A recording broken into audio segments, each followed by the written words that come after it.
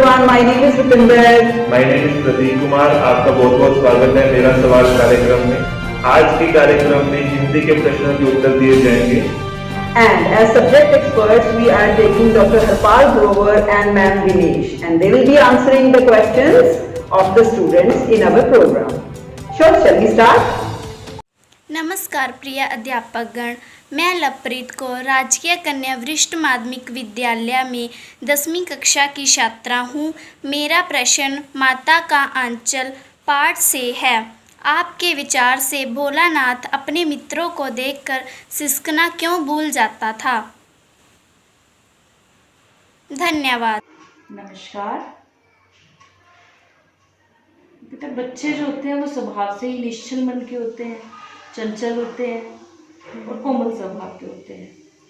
तो भोलानाथ भी जब अपने दोस्तों को देखता है, हम उम्र के दोस्त बच्चों को देखता है, तो वो भी सिसकना छोड़कर खेलना शुरू कर देता है।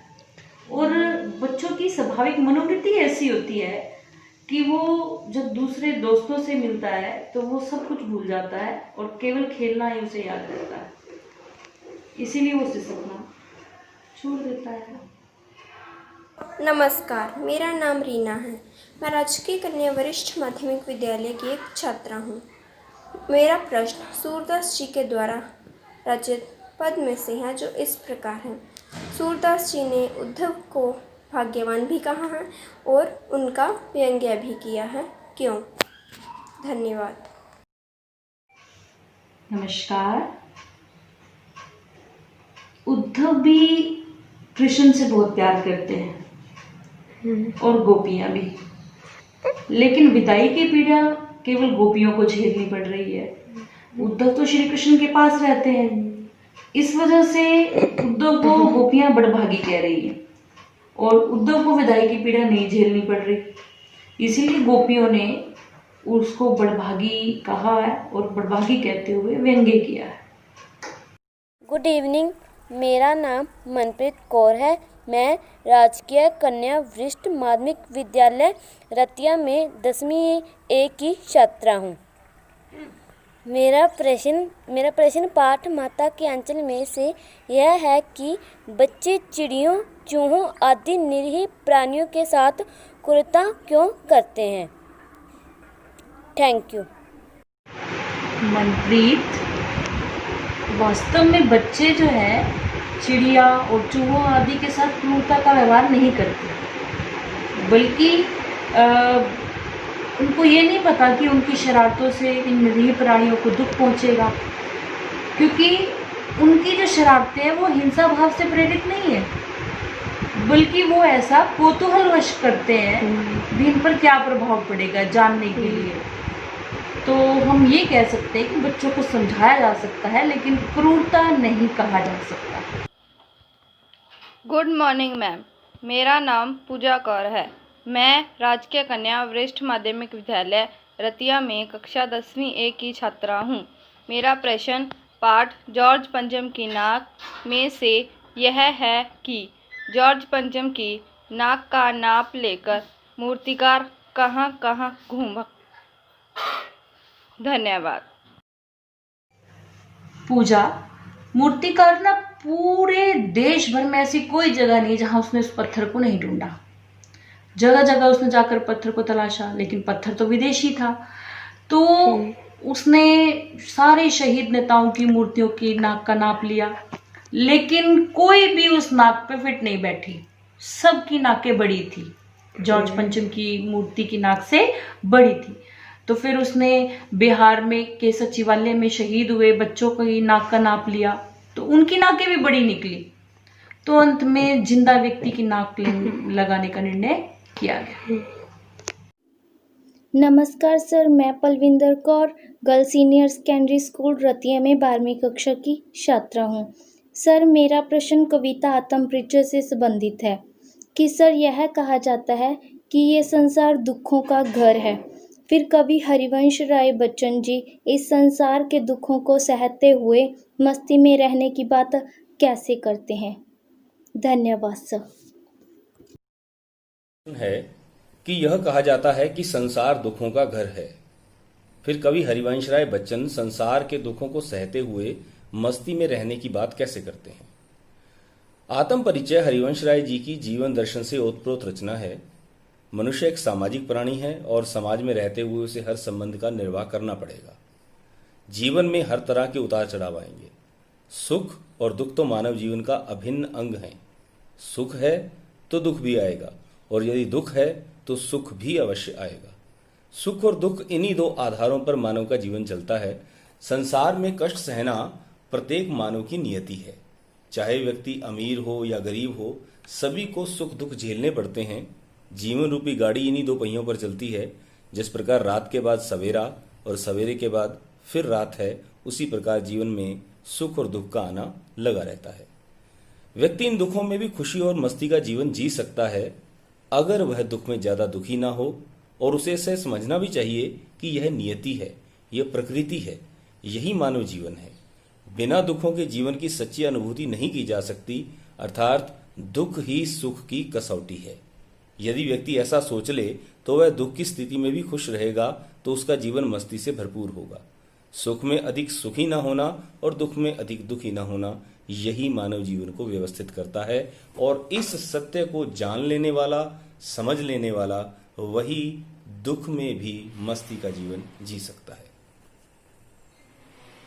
सर, मैं मीना देवी GGSS रतिया में कक्षा 12वीं की छात्रा हूँ। मेरा प्रश्न कविता के बहाने से है कि कविता के बहाने में कवि कविता की परिभाषा देता है। इसके अलावा भी कविता क्या हो सकती है? धन्यवाद।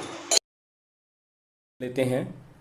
कविता के बहाने में कवि कविता की परिभाषा देने का प्रयास कर रहा है। क्या इसके अलावा भी कविता हो सकती है?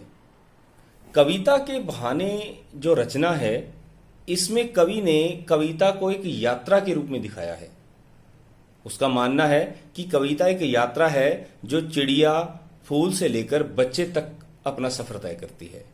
एक ओर प्रकृति है और दूसरी ओर भविष्य की ओर कदम बढ़ाता बच्चा। कवि कहता है कि चिड़िया के उड़ान की सीमा है, फूलों के खिलने के साथ उसकी परिणति भी निश्चित है, लेकिन बच्चे के जो सपने हैं वो असीम हैं।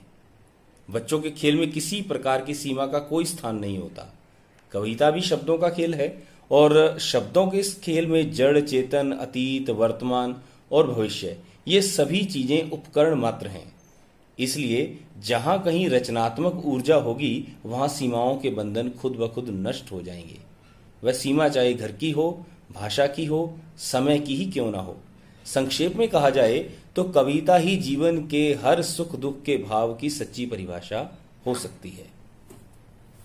सर, मैं संदीप कौर राजकीय कन्या वरिष्ठ माध्यमिक विद्यालय रतिया में कक्षा 12वीं की छात्रा हूँ। मेरा प्रश्न कविता पतंग से है कि महक एक कमजोर धागे से पतंगों की धड़कती ऊंचाइयाँ बच्चों को कैसे थाम सकती हैं, जबकि धागा कमजोर होता है। धन्यवाद। महज एक कमजोर धागे से पतंगों की धड़कती ऊंचाइयां बच्चों को कैसे थाम सकती हैं, जबकि धागा तो कमजोर होता है। पतंग आलोक धनवा जी द्वारा लिखी एक लंबी कविता है। इस कविता में कवि ने पतंग के बहाने से बाल मन की सुलभ इच्छाओं और उमंगों का सुंदर चित्रण किया है, और वहीं दूसरी ओर प्रकृति में आए विभिन्न परिवर्तनों को भी बिंबों के माध्यम से उकेरने का प्रयास किया है। आसमान में उड़ती पतंगें ऊंचाइयों की वे हदें हैं जिन्हें बाल मन छू लेना चाहता है। और जैसा कि प्रश्न में पूछा गया है कि महज एक कमजोर धागे से पतंगों की धड़कती ऊंचाइयां बच्चों को कैसे थाम सकती हैं, जबकि धागा तो कमजोर होता है।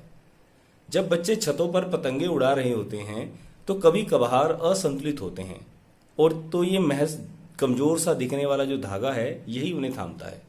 बच्चों को जितना प्यार पतंग से है उतना ही डोर से भी होता है। ऊंचाइयों पर जाती हुई पतंगे उन्हें उत्साहित करती हैं और वे कमजोर दिखने वाली डोर से भी संभल जाते हैं।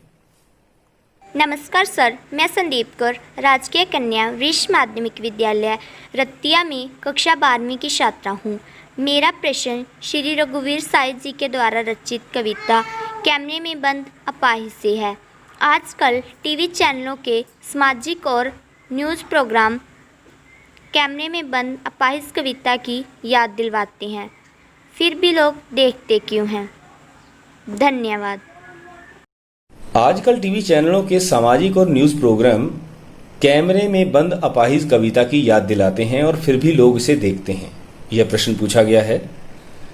कैमरे में बंद अपाहिज रघुवीर सहाय जी की एक ऐसी कविता है जिसमें आज के उन्नतशील कहे जाने वाले युग में मीडिया कई संदर्भों में ऐसी कोरी संवेदनहीनता दिखाता है कि मानवता शर्मसार हो उठती है।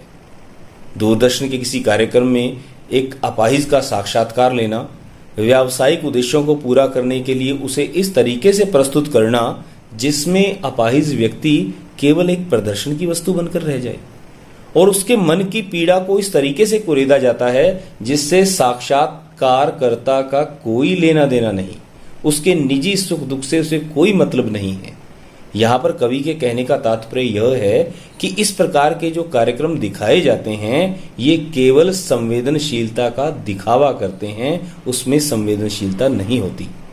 और यह सब कुछ जानते हुए समझते हुए भी इस प्रकार के कार्यक्रम देखे जाते हैं, ये केवल इसलिए है क्योंकि ये संवेदनहीनता हमारी आदतों में भी शुमार हो चुकी है और आज हम इस प्रकार के कार्यक्रम को केवल एक प्रोग्राम के रूप में अपने दैनिक जीवन में स्वीकार कर रहे हैं। इससे बढ़कर और कुछ नहीं है।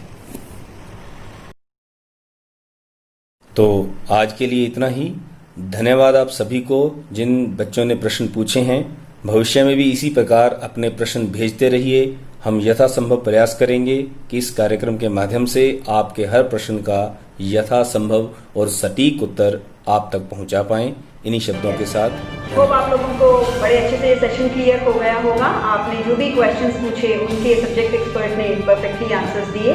तो इसी तरह से हम नेक्स्ट सेशन लेके आएंगे साइंस के क्वेश्चंस का। तो आप लोग साइंस में जो भी आपके क्वेरीज हैं, मैक्सिमम से मैक्सिमम क्वेश्चंस के जो वीडियोस हैं बना के हमें भेजिए and answers will be given by the subject expert. Okay, और जाते जाते हम जानेंगे मनोविज्ञान विषय के बारे में सब्जेक्ट टीचर श्री ऋषि राम के द्वारा कि मनोविज्ञान का क्या उपयोग है और फ्यूचर में इसका क्या स्कोप है। धन्यवाद। प्यारे बच्चों नमस्कार, मेरा नाम Rishi Mittal, lecturer GG SSS Ratia. मेरा सब्जेक्ट है मनोविज्ञान। तो बच्चों आज हम ये जानने की कोशिश करेंगे कि मनोविज्ञान क्या है और इसमें हम क्या क्या चीज़ें सीखते हैं, क्या क्या चीज़ें पढ़ते हैं। तो जैसा कि नाम से विदित है मनोविज्ञान यानी मन का विज्ञान। जो जनरल आइडिया है वो ये है कि मन का विज्ञान, लेकिन इसमें मन का विज्ञान की बजाय इसका पूरा शब्द अगर हम समझें साइको प्लस लोगस, यानी दो शब्दों से जो कि ग्रीक भाषा के शब्द हैं उनसे मिलके शब्द बना है साइकोलॉजी। Psycho plus लोगस। साइको का मतलब होता है आत्मा और लोगस का मतलब होता है विज्ञान।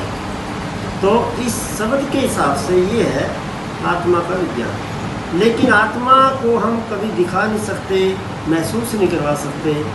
तो ये इसके लिए सबसे बड़ी प्रॉब्लम थी। तो इसके ऊपर काफ़ी बातें हुई, डिस्कशन हुआ, रिसर्चें हुई। तो ये माना गया कि ऐसा क्या सर्वमत से सहमत हो जिससे इसको माना जाए। फिर इसको मस्तिष्क का विज्ञान माना गया, फिर इसको चेतना का विज्ञान माना गया, लेकिन उसके साथ भी सेम इसी तरह की समस्या आती रही। इसके बाद लेटेस्ट जो अब ये इसका नाम है व्यवहार का विज्ञान, यानी psychology is the science of behaviour.